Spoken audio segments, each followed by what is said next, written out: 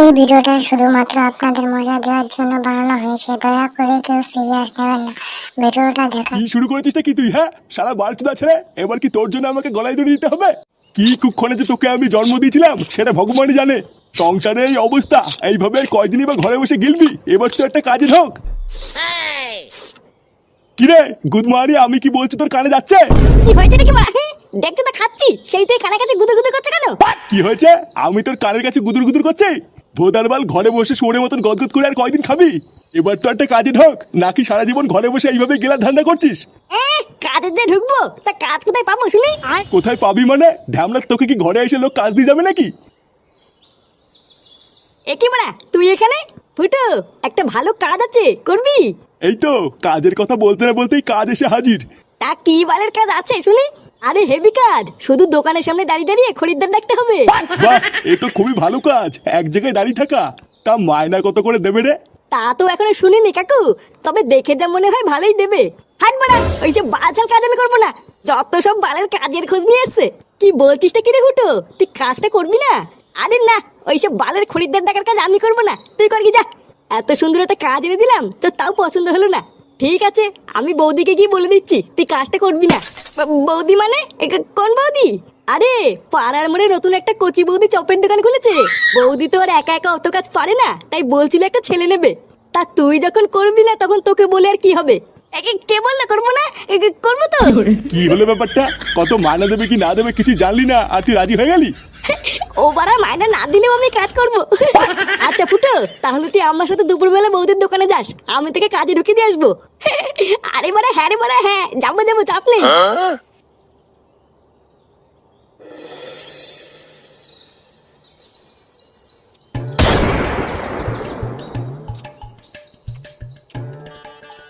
বৌদি, তাহলে বলো আমার কত বিল হলো?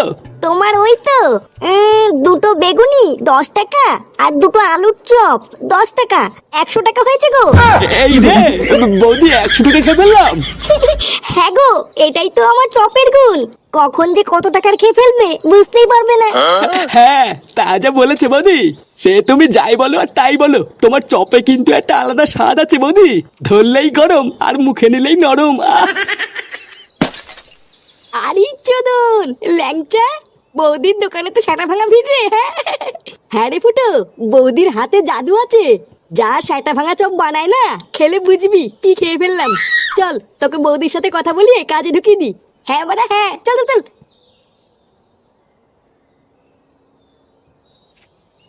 বৌদি, উমা ল্যাংচা ঠাকুর পোজে, গরম গরম চপ খাবে? চপ দেবো?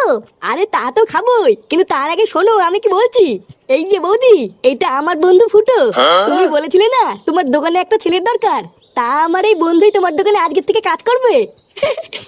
এ মা ঠাকুরপো, ওর তো ছোট। আমি তোমাকে বলেছিলাম না একটু বড় দেখে নিয়ে আসবে, এর তো ছোট হয়ে গেল। না না বৌদি, ওর বাইরে থেকে দেখে এরকম মনে হয়, ওর কিন্তু ছোট না। হ্যাঁ হ্যাঁ বাড়া, আমার ছোট না। ও তাই? আচ্ছা ঠিক আছে, তুমি কালকের থেকে কাজে চলে এসো। আর হ্যাঁ, একদিনও বাদ দেবে না কিন্তু। না না বৌদি, বাদ দেবো কেন? তুমি দোকান না খুললেও আমি চলে আসবো।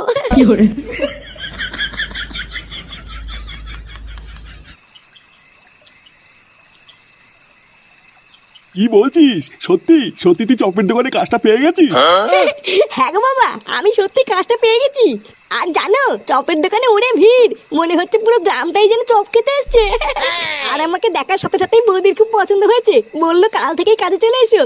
দেখেছো তো গিন্নি, আমি বলেছিলাম না আমার ফুটো ঠিক একদিন কিছু একটা করবে। বাল কইবে? বালা ওই দোকানটা এক পয়সা ভালো না, শুধু লোকে পোঙা মেলে খায়। এইসব তুমি কি বলছো দাদু ভাই? জানো দাদু, আমি কালকে ওই দোকানটায় চপ খেতে গেছিলাম। আমি শুধু একটা 5 টাকার চপ খেয়েছি, আর আমাকে বলে কিনা 20 টাকা দে।